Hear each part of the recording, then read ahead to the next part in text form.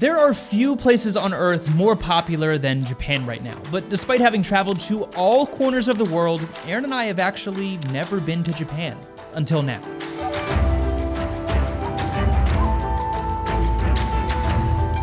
So this week, we'll bring you with us as we find out what all of that hype is about and explore this one-of-a-kind country in luxury on a trip that should have cost nearly $50,000, yet somehow we spent just $1,000 for all of the flights and hotels you're about to see by using our miles and points. From first-class flights to luxury hotels, we're gonna pull back the curtain on exactly how we booked everything and whether or not Japan is a country worth adding to your travel bucket list.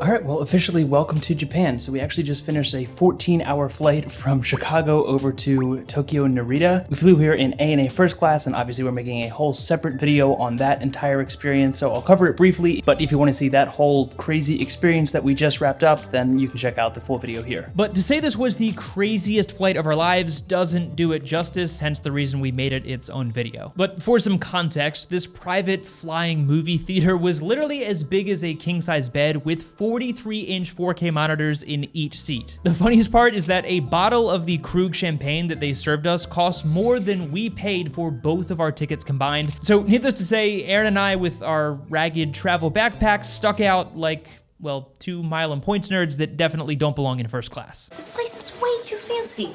But we have so much to get to in Japan, so again, I'll link to the full video on this flight down below, but this $30,000 experience was booked using 60,000 transferable points each, which we transferred to Virgin Atlantic during a recent 40% transfer bonus and paid just $165 in taxes and fees each for this crazy flight. And that gave us a crazy redemption value of 24 cents per point, which is not a bad way to start things off, but enough about all of that. Let's head back to our first hotel in Tokyo.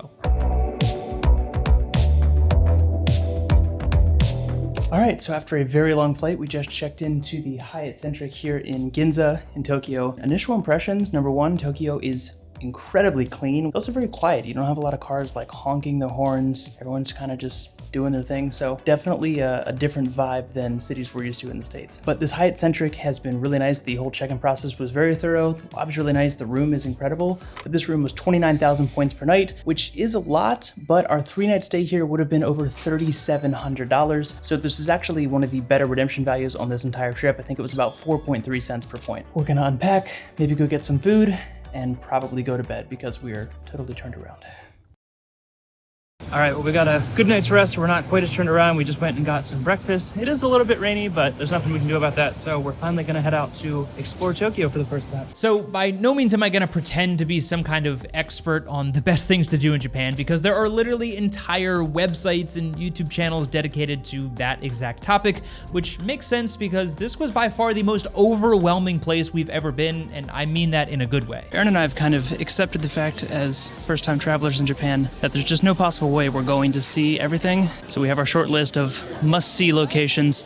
Other than that, we're kind of just going with the flow, enjoying ourselves. I mainly want to focus on the different properties we stayed at and how we booked all of them for nearly free, but of course we'll highlight some of our favorite stops along the way and tips that we picked up as first-time travelers in Japan. Speaking of which, let's talk trains. So if you spend any time researching a trip to Japan, then you've probably heard a lot about their train system and maybe even stumbled upon this terrifying looking map. But allow me to calm your worries a little bit, because there's a reason this train system is widely regarded as one of the best in the world, and it's incredibly easy to navigate as long as you know the basics of how things are laid out. Once again, I'll leave some helpful resources down below if you really want to do a deep dive into the Japanese train system, but essentially each line is a different color and each station is a different number, and the numbers get bigger in one direction and smaller in the other. That's it. So instead of remembering to get on the Ginza line at the Kyobashi station towards Shibuya, just get on the orange line at station 10 and take it towards station 1. Will some people make fun of me in the comments for that? Absolutely, have at it. But this made things so much easier for us, and if you want to spend your time memorizing Japanese words, then you would be much better off learning your basic hello and thank you and sumimasen, which which essentially means excuse me, and can be incredibly helpful if you find yourself trying to get off of an overcrowded subway car. There's also more signs on the Tokyo transit system than anywhere we've ever been, so as long as you're paying attention, I promise you're gonna be fine. First experience on the world famous Japanese subway system, very easy. If you have an internet connection and basic Google Maps skills, just follow exactly what it tells you and you'll be fine. You've also probably heard of the IC cards like Suica or Pasmo, which are essentially the same thing and can be used to not only pay for your train tickets, but all kinds of stuff all over Japan. So we just loaded up our Suica cards in the wallet app on our iPhones with a few thousand yen, which is like $30 US, and topped it up throughout the trip as we needed, and we used that to pay for all of our transit. So literally just on our short journey over here, we used our Suica card to get some snacks at 7-Eleven, we used it to pay for our admission into this garden, and we used it to pay for our train ticket over here. So needless to say, you should definitely load up your Suica card and put it to good use. We just have it on our phone and it has been so easy to use. Also a great way to earn some credit card points. Now the Shinkansen, which is the famous bullet train in Japan, works a little differently, so we'll talk about those when we take it over to Osaka in a minute. But after just a few short days in Tokyo, we were already starting to understand the hype of Japan. I'd say we're pretty beat after day 2.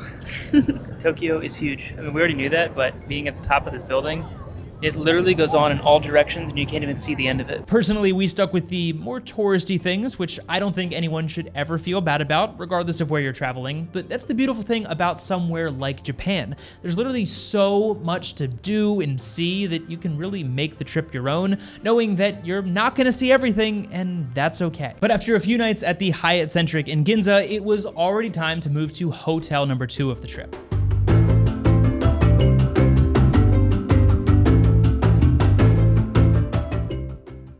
All right, so we just repositioned over here to the Hyatt Regency Tokyo Bay, which is definitely not in an ideal location if you want to actually explore Tokyo.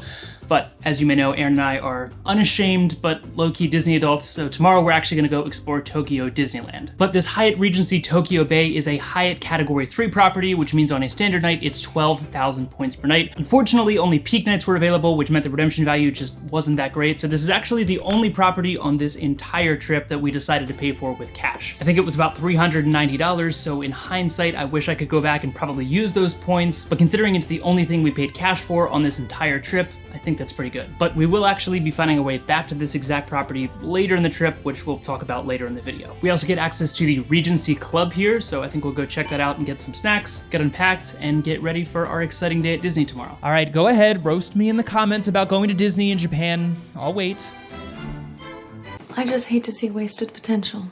But seriously, Hyatt status came in clutch at this property because the Regency Club access not only gave us free breakfast, which saved us $30 per person per day, but also what they claimed was light evening hors d'oeuvres and drinks ended up being a full buffet as well. Now, don't worry, I'm not gonna waste our precious time talking about Tokyo Disneyland, but for anyone who cares, I think it is worth the day trip if you find yourself in Tokyo, you have some extra time, and you like Disney. Moving on. Following our day in Disney, a long day of subways, trains, and buses, along with a little bit of wandering through the middle of nowhere, eventually brought us to the Hyatt Regency in Hakone, nestled in the mountains near Mount Fuji, which I think may have been my favorite spot of this entire trip. Even though we were here after peak bloom, we still saw some amazing cherry blossoms and had amazing views of Mount Fuji right from our hotel, thanks to our upgraded room. All right, we've enjoyed our short one-night stay here at the Hyatt Regency. In hindsight, I kind of wish that we had spent 2 nights here. It's a really beautiful area, but it was rather difficult to get to yesterday, so just to make that journey worth it, I think 2 nights is probably ideal. But this property was 29,000 points per night, which is a lot, but I think our one-night stay would have been about $600, so that still is about 2 cents per point, which is pretty good. We got some awesome views of Mount Fuji yesterday, but today we're actually taking our first Shinkansen, which is the bullet train here in Japan, and we're heading all the way over to Osaka. Let's go. So because we got on the Shinkansen at a station that was between Tokyo and Osaka, that meant that this is actually one of the few stations where you get to experience this.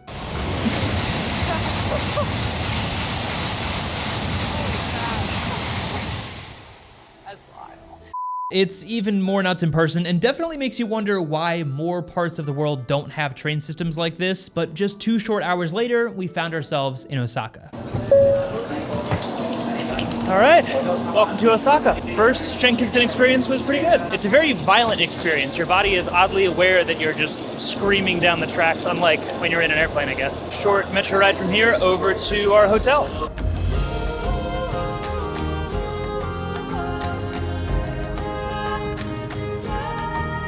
All right, so we made it to the Caption by Hyatt here in Osaka. I think this is our first time staying at a Caption property, but this hotel was 9,500 points per night, so it was 28,500 points total. I think our 3-night stay would have been about $800. So it was actually pretty close to 3 cents per point, which is pretty good. And this hotel is brand new. It's definitely a smaller room, especially compared to last night's hotel, but totally okay with that. And it's also a pretty cool vibe. So far so good with Caption by Hyatt. But we have a very exciting dinner planned tonight, and then we'll go out and explore Osaka tomorrow. Well, we're cheating a little bit because we're technically a few weeks away from our wedding anniversary, but we're using it as an excuse to go try some authentic Japanese Wagyu for the first time.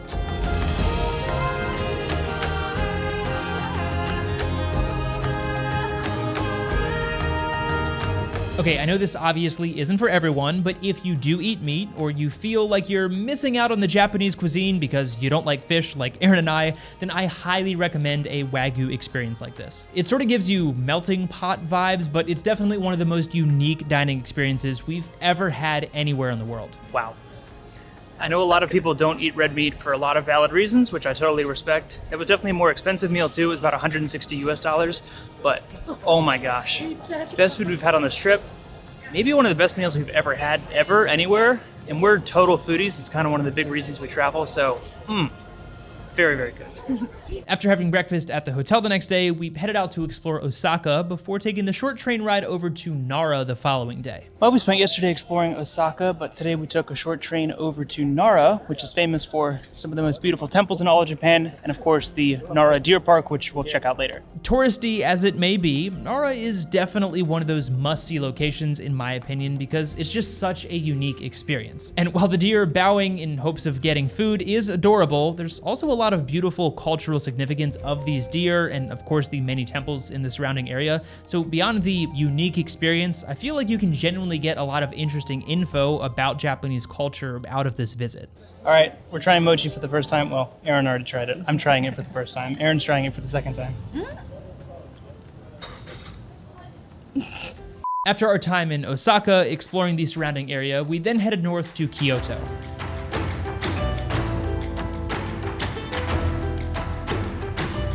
All right, so we just checked into the Hyatt Place Kyoto. We've stayed at a lot of Hyatt places before, and I'd say this is probably the nicest one we've ever stayed at. So this property was 19,000 points for our 2-night stay, so it was 8,500 points per night, and I think that stay would have been just over $500, so that's another pretty decent redemption value of nearly 3 cents per point. This property is definitely not in an ideal location, however, it is literally built on top of a train station, so hopefully it should be pretty easy to get around Kyoto. So we have 2 nights here, and then we head back to Tokyo for our final 2 nights of the trip, which is kind of crazy. Now, unfortunately, your boy got pretty sick while in Kyoto. Not really sure what it was, but we did eat some pretty weird food on this trip that was outside of our comfort zone, so...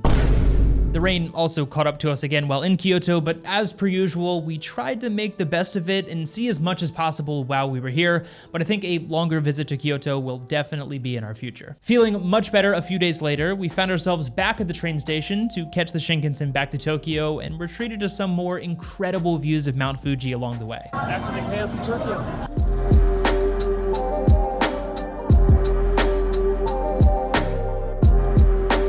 All right, well, we just made it back to Tokyo on the Shinkansen for our final 2 nights of this trip, and if this hotel looks very familiar to you, that's because it is. So long story short, we booked this whole trip pretty last minute and actually didn't have a flight home, and I was waiting for award availability to pop up, and I waited, and I just couldn't find the date that I wanted to fly home on. So when the cash prices skyrocketed, which was our backup plan, I decided to just book one of the award dates that was available one day after we were hoping to fly home. I say all of that because that's why we ended up back here at the Hyatt Regency Tokyo Bay, because we now have 2 more days here in Japan. So tonight we're gonna head back towards Tokyo and go to Team Labs, which we're really excited about, and then tomorrow we are gonna go to the other Disney park that's here in Tokyo as well. Now, the first time we were here, we paid with cash. This time it was a weird combination of a free night award, which wasn't fully optimized because this is a category 3, and I used a category 1 to 4 free night award, but it still made sense. And then the second night was a standard night, so it was 12,000 points per night. And again, that saved us about $500, so pretty good use of both free night awards and our points. So we're gonna enjoy our last few days here in Tokyo and then fly home for our next adventure. Team Labs was definitely unique.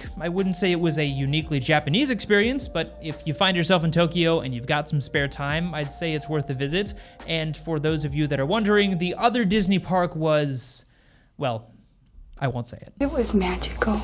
Well, it's hard to believe it's been 2 weeks already, but that's a wrap on our first trip to Japan. I have a feeling it's a place we'll be back to because there's just so much stuff to see here. But we're about to board our long flight home on ANA Economy, which we booked using 32,500 Virgin Atlantic points and about $300 in taxes and fees each. But we don't want you to just watch us have fun. We want you to go plan a trip like this for yourself. So be sure to check out those resources down in the description, especially our top travel credit cards page to start working towards the latest welcome offers and planning a trip like this for yourself. As always, thank you so much for watching, and we'll see you in the next video. How do you open it? I don't even know. This is bad. So we were in the front. We're so